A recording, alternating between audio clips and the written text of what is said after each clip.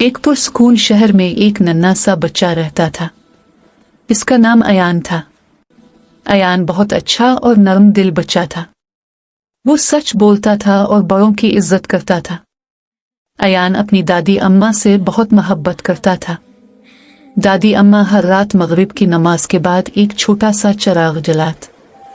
चिराग की रोशनी पूरे कमरे को रोशन कर देती।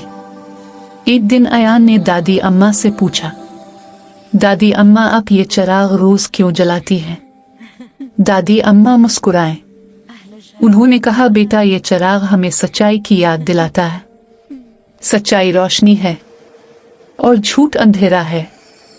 अगली सुबह अयान मदरसे जा रहा था। रास्ते में इसे जमीन पर एक बटुआ मिला। बटुए में कुछ सिक्के थे। इसमें एक पर्ची भी थी। पर्ची पर लिखा था, अंकल यूसुफ। अयान के दोस्त ने कहा, यह बटुआ रख लो, तुम इससे मिठाई खरीद सकते हो। अयान ने सोचा, फिर उसने दिल में कहा, यह मेरा नहीं है, अल्लाह देख रहा है। अयान बटुआ लेकर अंकल यूसुफ की दुकान पर गया। अंकल यूसुफ बहुत परेशान थे। जब उन्होंने बटुआ देखा तो बहुत खुश हुए।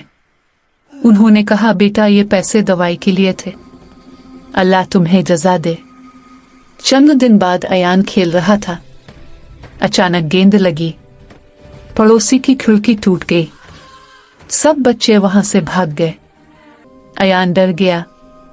फिर उसने हिम्मत की। वो पड़ोसी के पास गया। इसने कहा, अंकल मुझसे गलती हो गई है, खिड़की टूट गई है। पड़ोसी मुस्कुराए।